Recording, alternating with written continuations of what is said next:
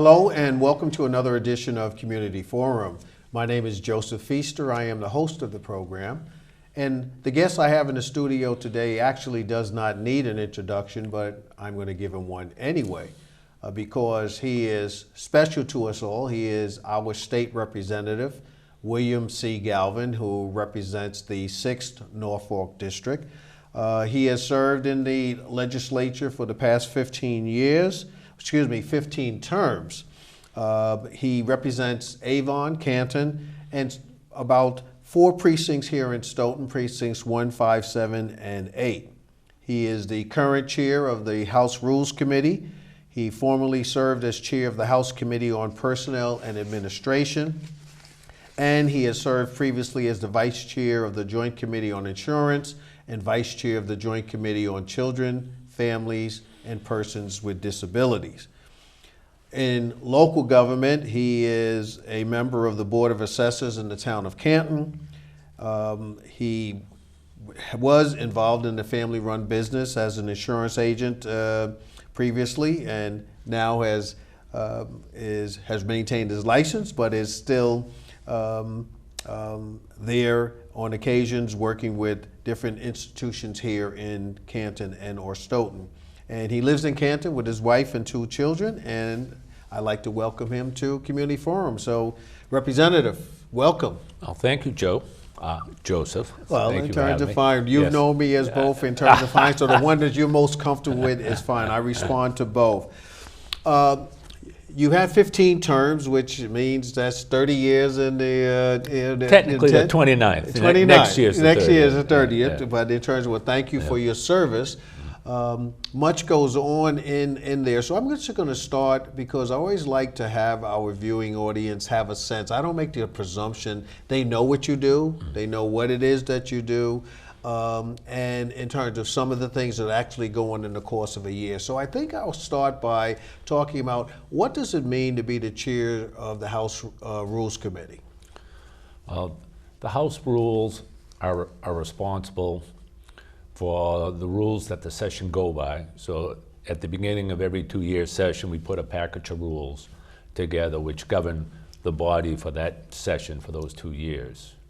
Every spending bill that comes before the House throughout the year, we put there's rules specifically for those bills, depending on when amendments are filed and how long the amendments will be taken up, and so it governs what happens during that session. So it's the operational aspects of in terms of what goes on, in terms of the formalities that will take place in terms of as bills go through the process. Then any late file bills also have to come to the Rules Committee. Yeah. Now, when I was up on the Hill, at least in Governor Dukakis's office, I've never been an elected official. I mean, it would be over 30-something thousand bills. What are we up to now in the sense of about the number of bills? It's only like 8,000, you know. A lot of them are repetition. You know, they're filed because legislation moves slowly, usually. And a lot of bills that are worthy and they're good bills, but they may take 3 or 4 years to pass. So they may be repeat bills, which will make that number sound, because that used to always be it sounds a lot worse than it is, yes. Okay. Yeah. But let's talk about, I know I looked at various bills that you have filed over the years, and particularly this year, and I also know I received some information from your legislative assistant, Erin. Let's talk about any bill that you would want, or I would like you to walk our viewing audience through the process of you have filing the bill. What happens after that? You can talk about a bill specifically, but let's walk them through the process. Well, a lot of bills come from constituents. And basically, if I'm sit down and you come into my office and you have a concern about a certain subject matter, I had a woman whose son overdosed, and she was concerned about what happened is when he overdosed, his friends were there, but they were afraid to call the police. which kind of contributed to his death. So she wanted me to file a bill that when, first of all, that the person that calls the police doesn't get into trouble, won't be charged, and that they take that person to the hospital. Because what a lot of times happen is they'll administer Narcan right at the scene to someone that's overdosed. And that person then comes back, starts feeling a lot better, and then refuses to go to the hospital. But that Narcan and the drug is still in their system. Right. And they can relapse. And so the bill I filed would mandate that if a person's, has to have Narcan at a scene, that they will be taken to the hospital for evaluation. But the process basically is I'll file a bill. If it's done at the beginning of the session, it goes through the clerk's office, and takes a while for the bills to be put into bill form, and then the bills are all assigned to committees. So then the committee process starts, and the committee will have a public hearing in the House. Well, let's start with the House, say it's a House bill. And the committee hears the public, then they'll have to release it, and once they release it, it goes to second reading. Well, first it goes to steering and policy, which is a committee that is in charge with scheduling bills for hearing, for the floor of the House. So once it goes to schedule and policy, it'll go to the floor. It's called, the first reading of the bill is called the second reading, because the first reading is actually the hearing of the bill. So the second reading of the bill is heard in the House, and if it's passed, it goes to a third reading. And once it's in third reading, the lawyers will go over it, make sure that it's proper and constitutional and all that stuff. And then we have a third reading of a bill, and then we pass it to be engrossed. And once it's passed to be engrossed, it'll go over to the Senate. Senate goes through the whole process of second reading, third reading, and engrossment. And once the other branch engrosses the bill, if they're exactly the same, they'll go off to the governor for signature. Okay. And then the governor has 10 days to decide whether to sign it into law or he can veto it. Let me just ask you, because just a part of the process, I have sat in hearings, I believe I'm correct in this, that both the House and the Senate are sitting, because you have the Senate chair, they give joint committees on that. So you do, is it most instances that is done in joint committees? Most of the committees are joint committees. They are. So the only ones that aren't are like rules. Right. But we do have a joint rules too. Okay. But we have a House rules, House personnel, So there is a few committees that are only pertaining to the branch, but most of them, for all policy matters, are joint. Right. So when it gets there, and if it gets through all of those readings, it gets engrossed, and then it will be forwarded to the governor's office. He has I think 10 days or 10 days in order to sign. If it doesn't sign, it'll come back to the body to determine whether they will override. Does that constitute a veto if he doesn't sign? If he doesn't sign, it'll go into law. Oh, it goes, okay. Unless it's at the end of the session. Okay. If there's not 10 days left in the session and he doesn't dies, sign, that's a pocket veto. Pocket veto, yes. Yeah, it dies. But if it's in the regular session and he doesn't sign it, it'll become law. Yeah. But we have the opportunity to override any veto, but it takes 2/3 of both branches to override, both the House and the Senate, to override a governor's veto. Yeah. So again, for our viewing audience, as you can see, the process can be quite long in order to accomplish the passage of a bill. This bill that you talked about with regards to having one who has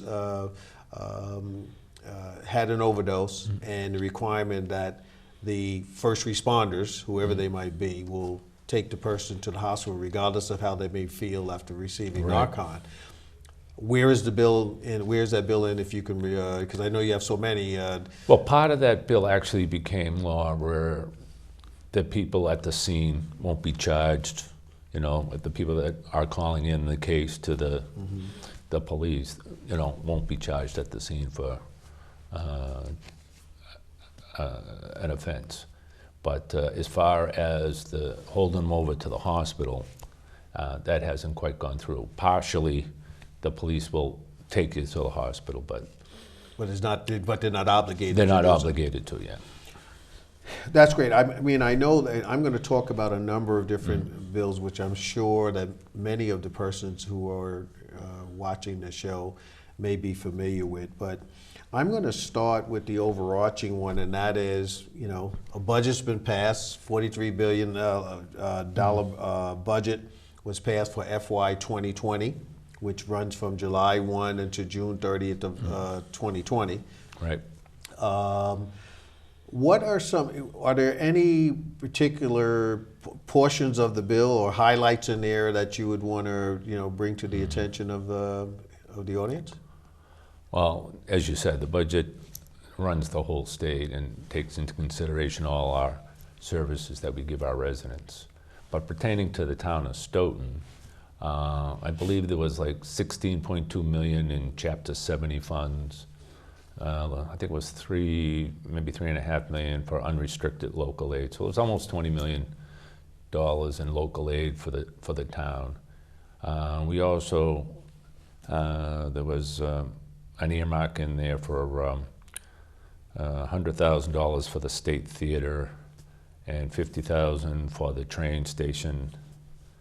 And those are some of the targeted ones. Some of the amendments I passed was $100,000 for the Norfolk County Dispatch Center, which is now called the Holbrook something, I forget what it was, but there's a new name to it anyways. But it was the Norfolk County Dispatch Center for many, many years. And it's regional dispatch that dispatches aid throughout the communities that take part in it. So it's a great cause, you know. I mean, it's regionalization of ambulances and fire apparatuses in terms of emergencies is very important. So I was glad I was able to do that. But yeah.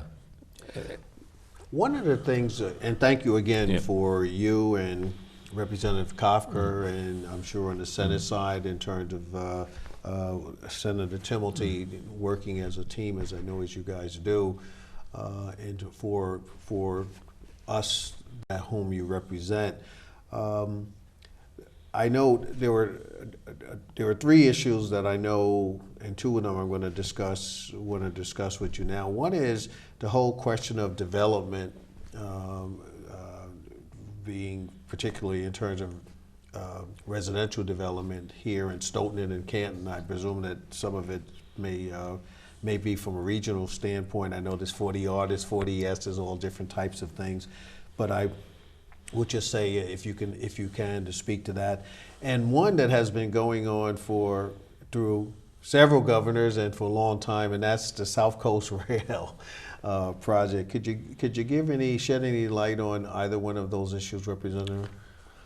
Well, the housing is a problem, and the local communities out here have been doing a good job with it, though. Canton and Stoughton both have stepped up to the plate, and when developers come in to do projects, are mandating that part of it is affordable. And I don't know what Stoughton's percentage is off the top of my head, but I think it's close to the 10%, if not over it. And I know Canton's over it too. And that gives, once they get over that 10% threshold, that gives them the flexibility to develop exactly what they really want in town as far as affordable housing. And because the way it's set up now, if you're under that 10% threshold of affordable housing in town, a developer can go over the head of the town and force in a development that locally maybe the town might not want. So that's I know it's 40R, I'm familiar with 40R, there's 40R, there's 40S. That's 40B, so. 40B, Yeah. Okay. Yeah. Yeah, that's right, that's 40B, but in terms of, but there's yeah, there's 40R, 40. which is housing close to train stations. But you mentioned the South Coast Rail. Yes. and working with the town. See, I think the town of Stoughton has really stepped up to the plate, and we've been working with the local officials and in promoting the town. They recently got a grant for $500,000 to do some signage and redo the center of town.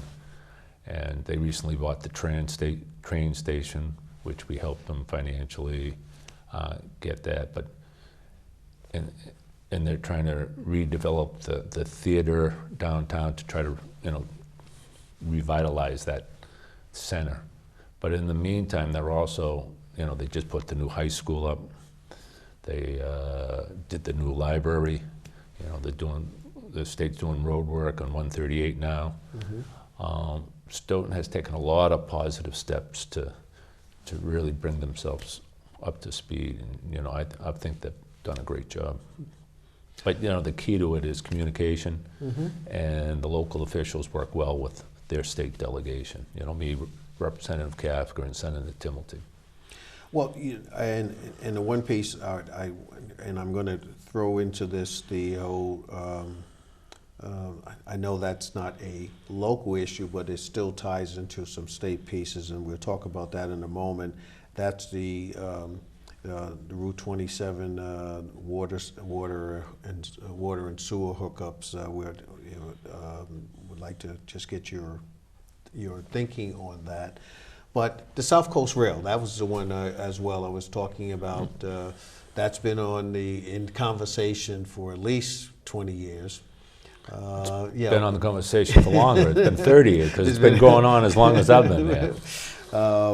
Any light at the end of the tunnel on that particular issue? I know the folks down on the South Coast going down to Fall River and New Bedford. I've been vying for that for some time. Fall Senator River, Montigny and, yes. the crew have been Their wanting delegation has really been pushing for this South Coast Rail for a long time. And way back when they picked the Stoughton alternative, to be the route to go down to Fall River. But since then, under this new administration, it was finally approved they went an alternative route. And so now they're building a route through the Middleborough route going to Fall River and New Bedford. So they're calling that phase one, and they're calling phase two that the Stoughton alternative is still on the plan to be done at a later date.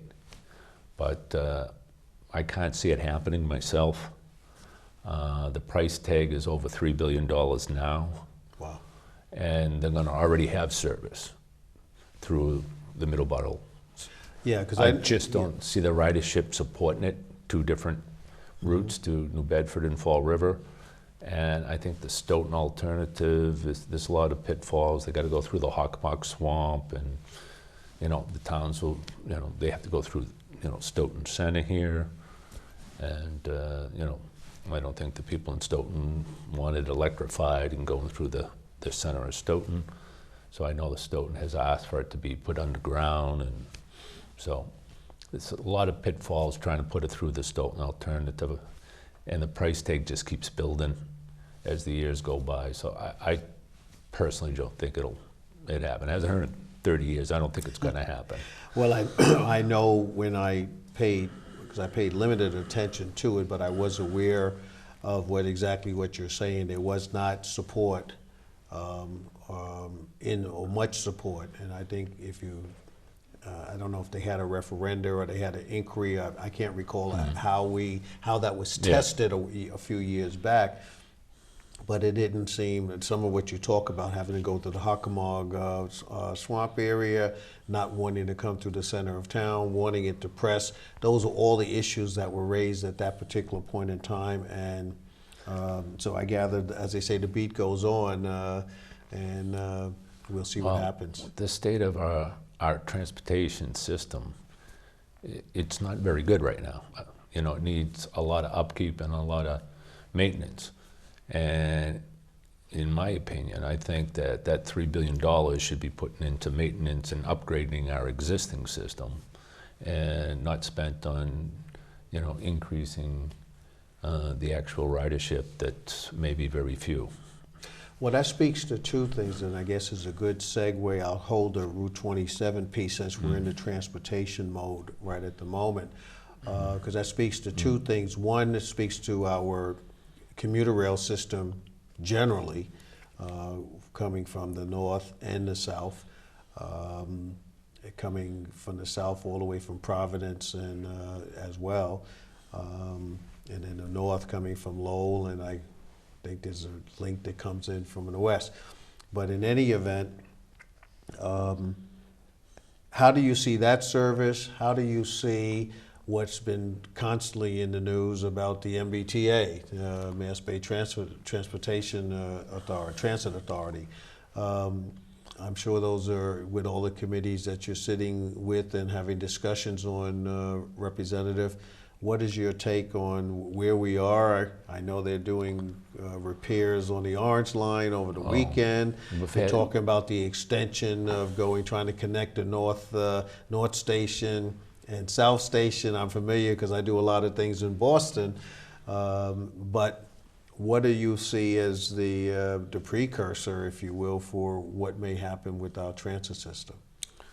Well, they're saying that the transit system will need an infusion of over $20 billion over the next 10 years to get it up to where it should be. And you know, I know the operator, they're trying, we had meetings with them, that they had a lot of problems earlier in the season, earlier in the year. We've met them. I think sometimes because Stoughton line stops at Stoughton, and the other lines are, you know, through to, like you said, Providence or down to Rhode Island, that sometimes they might get the short end of the stick as far as equipment and stuff. So we had a meeting, me and Representative Kafker and Senator Tumulty with the operators and stuff, and that's Keolis. Keolis, yeah, Keolis, and with the MBTA. And since that meeting, the service has gotten better, but there's still a lot of work to be done. And they got to put a lot of money into the infrastructure. And it's got to be a priority, and it's being talked about now, but how do you fund it is one of the key reasons.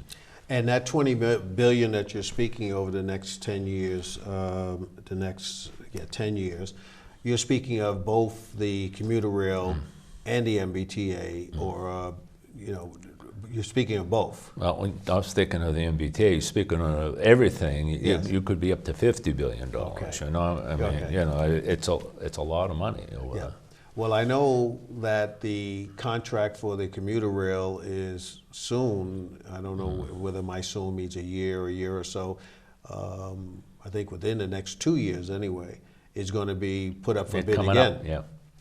Bid again. So, you know, I know I take the commuter rail in on occasions. And I try to take it more often than not because driving into Boston is a nightmare. It's a lot quicker, just the same. Oh, it is. Oh, yeah, know? it is. I drive in because I have a spot, so I drive in, and we're off hours when we come home usually because we come home later. But going in the morning, it's at least an hour and a half, 2 hours. It's at least, it's at least an hour and a half anyways. Yes, that's right. And so, every time I have to drive in is like, it's a painful experience. Versus, you know, a half hour on the train. Yes. You know? So, I will definitely do that. But I know that recently they have been surveying the commuters. So, I've put my 2 cents in my opinion. I'm sure you have. You've never been shy. So, hopefully that'll give them some, at least some thinking of what some commuters do. And I would say largely, interesting enough, I find the service, because I dread the drive-in. Yeah. I will take the 45 minutes to get to South Station. I'll take it. Yeah. Because one thing I tell everyone, most of the time, the commuter rail is on time when I've had to take it. Yeah. I always tell folks, they can be late, I can't.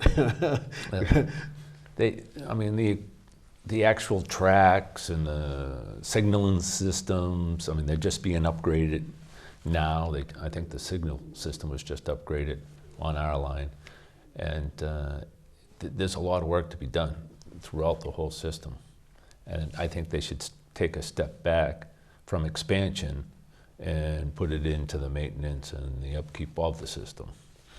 Yeah, well, again, I know that's been debated over the years. I know Governor Dukakis was very much in favor of, and I think he still is, in terms of that north-south connection. Yes, that's been going on for a long time, too. That's right, the north-south connection, and I believe that's being studied or right now, or even maybe in the works. Well, see, projects like that, they're worthy. Yes. But I think you have to get your system up to par, first, and then do systems like that, then you go to the expansion mode. But you got to take care of what you have first.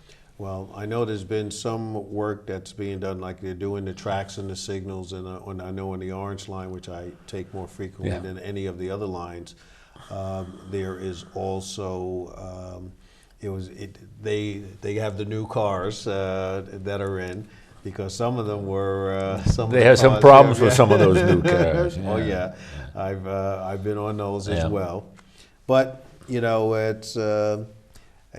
it's the first transportation train system in the country, so maybe that's what I mean. It needs maintenance, and I think we still have some of those cars. Yeah, we still on our red line we do. Yeah, yeah, we have some of those cars.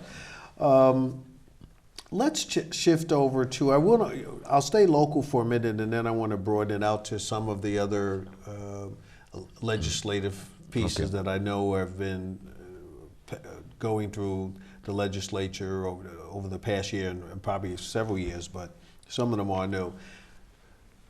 Route 27, the argument about the hooking up to the sewer lines as opposed to people having their own septic systems or cesspools or whatever else, beside the environmental question, it is being looked at as a economic development project more so, and I believe it maybe 2 town meetings ago something was passed, was approved in order to allow the study of that particular piece. But that still is, because Route 27's a state road, right, that still is going to warrant and require the conversations with you and Representative Kafker and Senator Timilty and DOT. Any thoughts? Are you involved with that conversation, Representative, as far as that? I won't put you on the spot about how you feel about it because you are representing your constituents, but any thoughts on where that is? We work with the town on matters of that. Yes. And when it gets to the point where we have to try to step in, whether it's for funding or to push the project along, when I said earlier that communication and support is so important, and that's why. Because if the town doesn't let us know that they're running into problems with, say, Mass DOT or whoever, then we can't push them along if we don't know about it.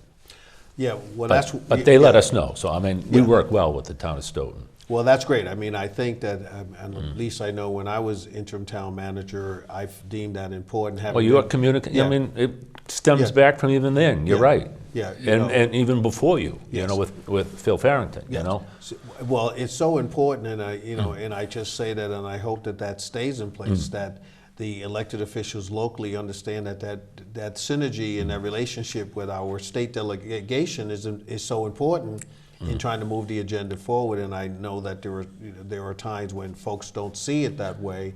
No, that is it's important, and I do think Stoughton officials are very good. Yeah, and and Cron, I know that was a hallmark for me because having been up on the Hill, I know that's important. You folks up there on the Hill can be very helpful to local government.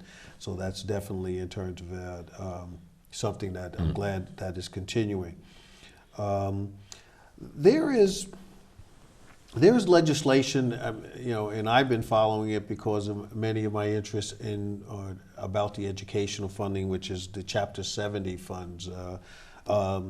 Yeah, the Chapter 70 funds, which you mentioned, about Yep. 6.2 million, $16.2 $16.2 million yeah. were in there. Can you talk a little bit about it? Because I know I happened to speak with Senator Chang Diaz, who has been one of the foremost persons Yep. on the Senate side, very much pushing the educational bill, and I forgot how it has a name for it, but I can't recall what it is right now. Any thoughts on how your towns of both Canton and Stoughton and Avon fared in that particular bill? Any thoughts, positive or negative, with regards to the conversation around the educational funding? Well, the actual bill, which is not yet law, but has passed the House, and it's not on the governor's desk as of yet, but it puts into the system an additional $1.5 billion in educational aid over the next 7 years. And a lot of the money goes to the big cities and towns, and the smaller towns to a lesser degree.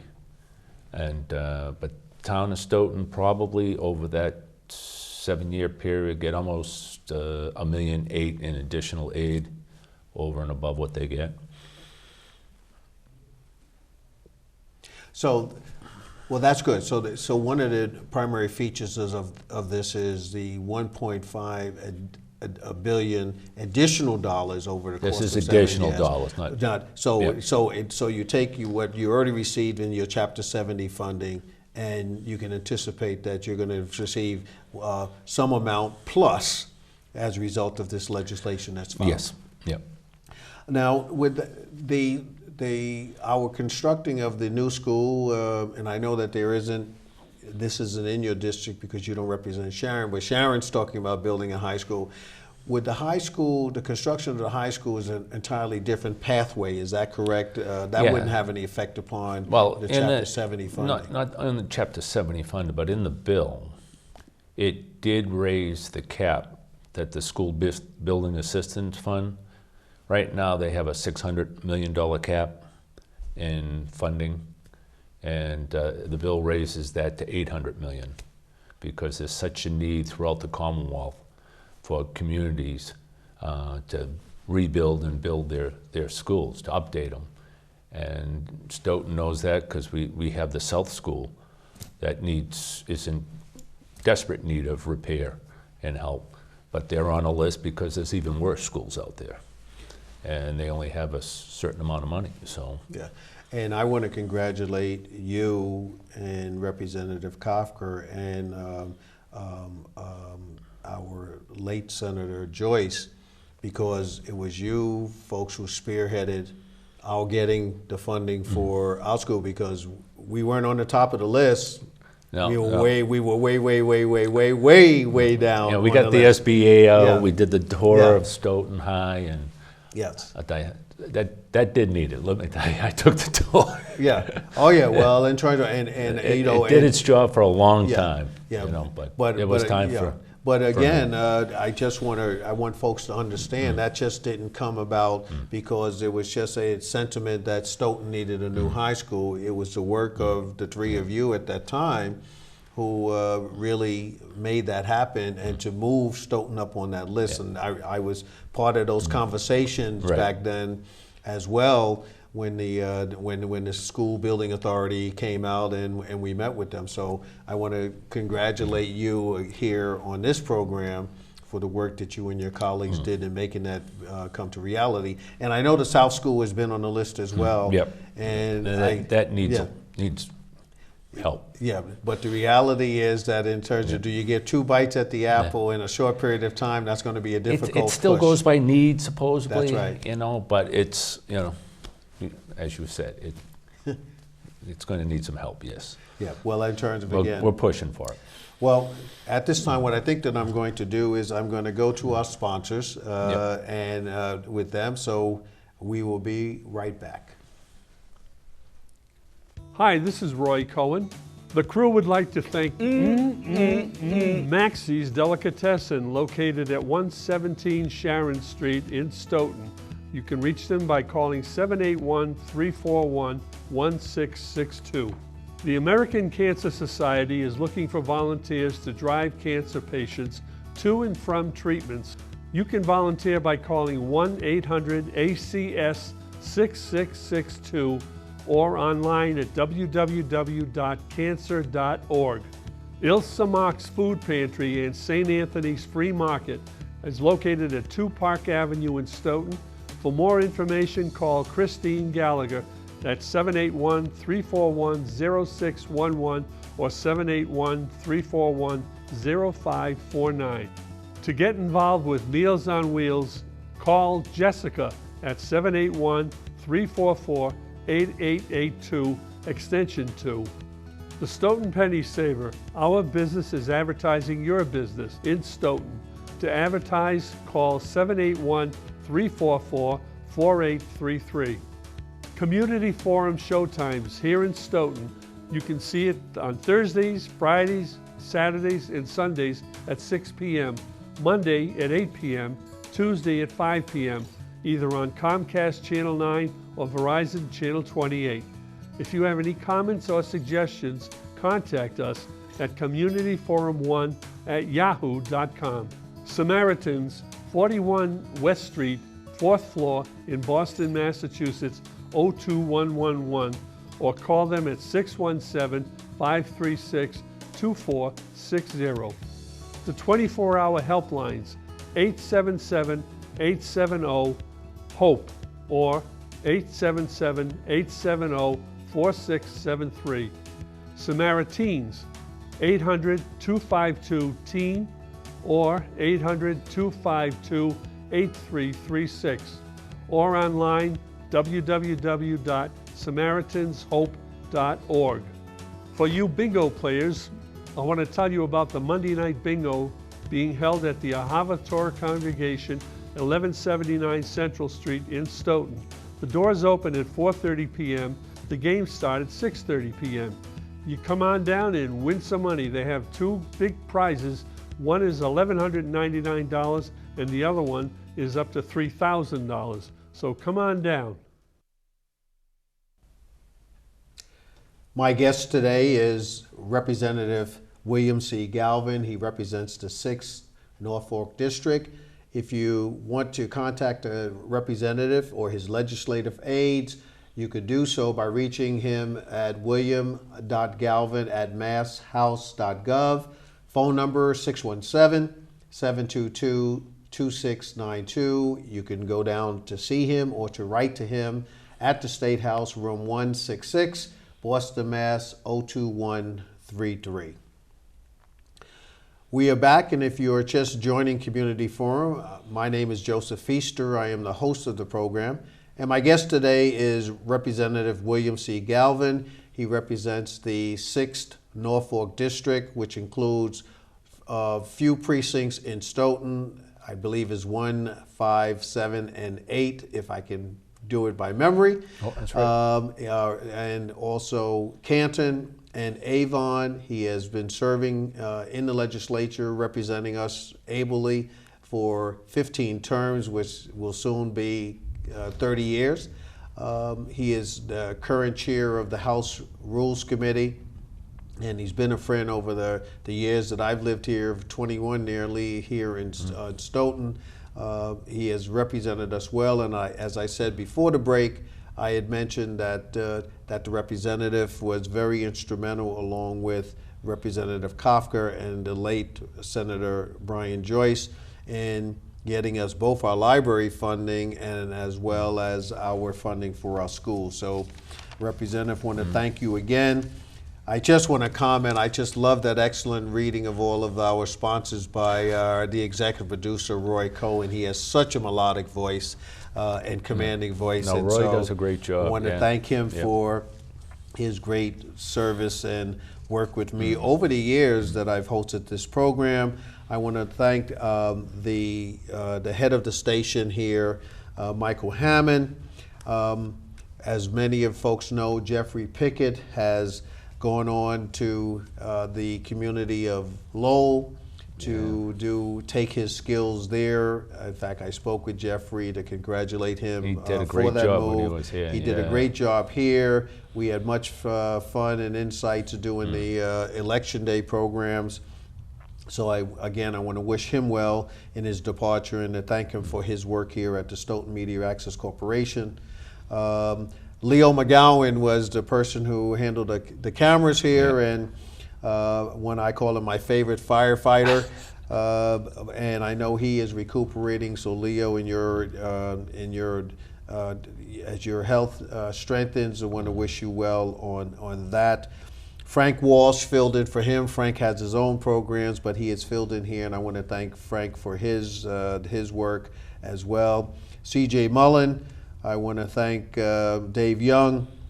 I want to thank Ellen Pennyman, who is now handling the producing work for this particular program. She's under the tutelage of Roy, so I know that she'll be doing excellent work there. And also a volunteer we have here, Laureen Kubek. So wanted to get my thank yous in now, Representative, because oftentimes the time runs out and I don't thank the people who make all of this happen. So to all of you, thank you from Joseph Feaster, the host of Community Forum. Wanted to just explore a few other things where, our time is winding down, Representative, but I wanted to talk about, there are some issues have been highlighted in the news over the past couple of months, and I'm going to ask you about them and get your take on them in succession. One of them has been the hands-free bill. I mean, that has gone around, and if you could explain to folks what that bill addresses and what is the status of that bill at presently? Well, the status is that it's in conference between the House and the Senate. The Senate passed their version 40-0, and the House passed their version 155-2. So there's overwhelming support for the bill. And what Joe's talking about, or Joseph is talking about, is the hands-free legislation on cell phones in cars. You can have a cell phone mounted on your dashboard or something if you need it for like a GPS or something like that, so you can use it. But you can't make phone calls and be talking on it. You have to use it as a hand-free mode. And the penalties are all the same in the two bills. The big difference is the information gathering. In the House bill, the police officers who make the stop, if they issue a citation, then they're supposed to get the information about the individual, what's his race, nationality, and that type of information. And in the Senate bill, they do it on any stop. Like if a police officer stopped you and said, hey, you switched the lanes too quickly, or you're going a little too fast, slow down, and then they let you go on your way. And even if they do that, in the Senate bill, they're supposed to gather all this information and make it public. And so that's what's kind of holding it up, is the two different reviews. There's concerns about racial profiling and a double standard. And there's concerns on both sides. But the Speaker of the House recently voiced the opinion of the House that what we should do is to leave that part of it in conference and put out the rest of the hands-free bill as is, that we all agree on. And I think that would make a lot of sense if we did it, because I think it's well overdue. Well, I think I am familiar with some of the concerns, definitely in terms of the racial profiling. Yeah. We've had bills in the past because we've had the question of whether minorities are stopped more, and there has been information previously that has borne that out, that has been the case. But I guess the hands-free bill, and I guess I'll refer to it euphemistically as the distracted driving, and it's not only with You know, you It's see a folks with the big phones, concern, you see yes. folks doing their hair, you see folks putting on makeup, you see folks reaching down with the radio. So distracted driving has been one of the major issues, but it's been complicated by the cell phone usage. I see it every day because when I'm traveling into Boston and you're in the bumper-to-bumper traffic and you come up to a light and the lights are like, 10 seconds, so only a couple of cars can get through. And then you get the car in front of you, it takes forever to go through the light because he's on his phone, So it's definitely a problem, and it's a safety problem because then when they're on the highway, they're distracted and they start to go from one lane to another lane, and they don't even realize it. So it's a real problem, the distracted driving. You're right. Yeah, so I think both issues are important on the safety issues and the recording issues in terms of the police, and so. Well, that's why. The racial profiling is a big concern, and both bills address it to a certain respect, but some minority groups are worried that if you're taking the information on every stop, and police officers are required to ask what nationality you are, it might have a reverse effect on them. So it's... But those are always the tough issues. Yeah, well, that's what I mean. You would think that one group would be that way, but it's not, because of this, maybe, so. Well, I'm sure it's going to be sorted out. I have much respect for Speaker DeLeo, my fellow Northeastern guy. And there is some people that think that it should be up to the registry of motor vehicles to have your nationalities and your race on your license, Yep. So well, we'll see in terms of how it proceeds, and I presume that because you're not in break yet because you're also now getting. No, we're hope to get it out before break. Yeah. Before break. Now the other thing is that. But we're really not on break yet. Yeah, you're not on break yet. Yeah. But we have formal sessions and informal sessions. Okay. And in formal session, we take a break from formal sessions. But during that break, we continue to be an informal where legislation can get passed. It's just not controversial legislation where one representative can hold it up. Okay. So we'll wait to see if the hands-free bill gets out of conference committee. I hope so. Before the end of the year, because right after the first of the year, you'll be looking at the budget for FY 2021. We'll be starting the process right away in January. Yes. Yeah. So in terms of it just keeps the beat just goes on. But I know one thing is that Massachusetts is unlike a number of different states. Massachusetts legislative cycle is year-round. There's other states where they may only There's go a few for a number of states, days. but it's not many. But we are full-time. Yeah. Yeah. Another bill before I get to this bill, I want to talk about climate change. Has been a conversation on the federal level. There's been, and I've read things, the discussion that's going on in the state because of the expecting that the water is rising and what impact that's going to have on the coastal communities, particularly in terms of Boston, Cape Cod, I guess New Bedford, and those, and then of Rockport and those areas. What is there much discussion, or is there leadership committees, or how is that structured for that conversation on the whole climate change as it relates to here in Massachusetts, Representative? So there's a lot of talk about the climate change. There's a lot of bills being proposed. There was one bill that was passed that will help local communities get to apply and receive grants in dealing with energy efficiencies and things of that nature locally.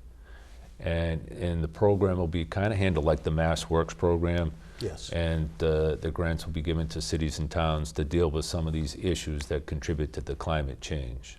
But you're right, a lot more has to be done both statewide and nationally. Well, I know that the state has, in fact, I think it's both HomeWorks and MassWorks. I'm Yeah. not sure. Yeah. Both of those, and the push for solar energy. And this has is like been- Greenworks. So Yeah, I think, yes. you know. Yeah, so we're addressing some of those things. Persons can contact those entities through the EverSource or National Grid or whichever company that they have. They can get the lights and they can get the all types of the bulbs. They can get the thermostats and things of that nature. But the broader question that I was referring to is the state started any type of initiative with regards to the whole question of the rising sea level and the rising waters that are going to have the impact on our coastal cities.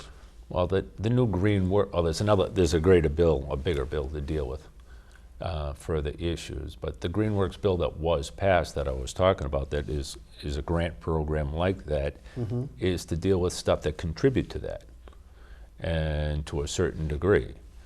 But to deal with the rise in oceans, you're going to have a federal program. I mean, that is going to be a lot of resources necessary to deal with it, and the states will have to be there to partnership with the federal government.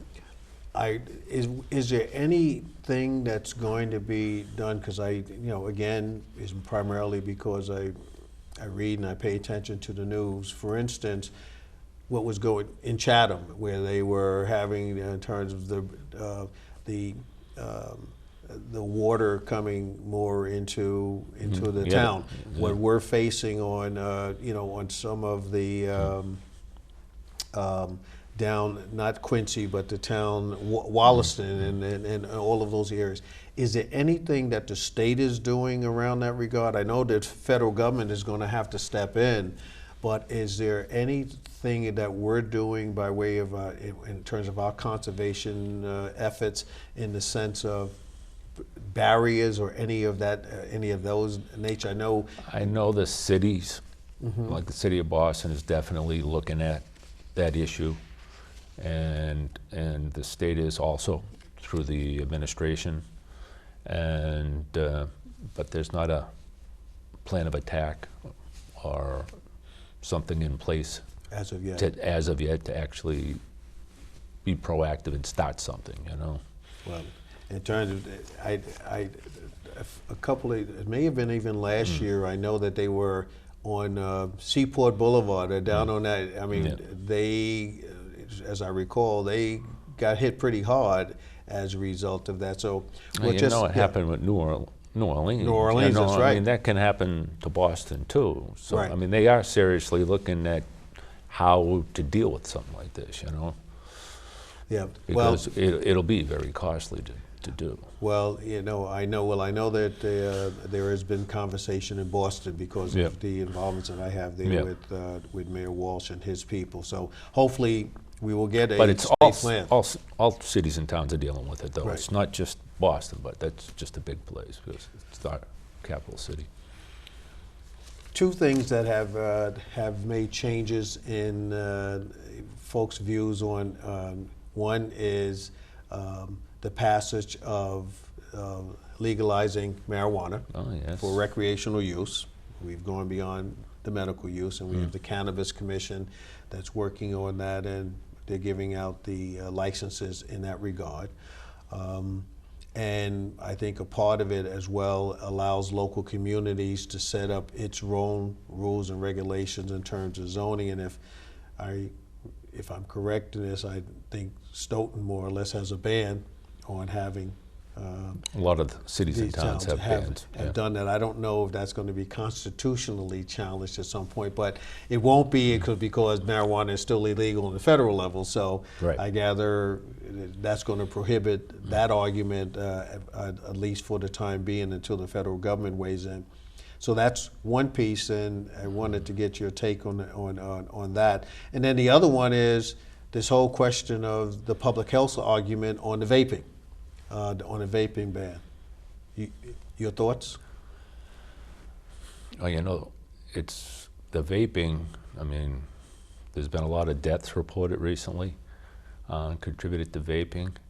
But the governor's reaction about putting a ban in, a blanket ban in, over 4 months seems like reasonable, but there's a lot more to it than just saying it's banned, like the medical marijuana part of it, where people have been, taking this medical marijuana to deal with pain and everything for a long time, and now it's banned. So I think that he might have gone a little bit too far on his ban, and there might be another consequence with doing just an outright ban like he did. It's forcing people into the black market, and my guess is that that's most of the problem with some of these deaths is they're taking product that is not being checked and by labs and stuff to make sure what's actually in these products. So, but it's I'm not criticizing the governor because it's a serious thing. People are dying, I mean, you got to do something, so. Well, that's the public health part, and I know that he went to court. It was challenged in court, and the court upheld his ban. But I know that they had to go in a few weeks ago No, they in split order out to. they split out the medical Yeah. marijuana, saying that the Cannabis Commission has to make that decision. Yes. And they left his ban in there, I think, for 3 months, but he's got to do public hearings and That's right. do it the right way. Well, Representative, our time is winding down. I want to thank you so much for coming here this morning and to give folks an opportunity to learn what you do up on the Hill and the good work that you and your colleagues are doing. So I want to once again welcome you onto and thank you for appearing on Community Forum. No, my pleasure being here, Joseph. I enjoyed it.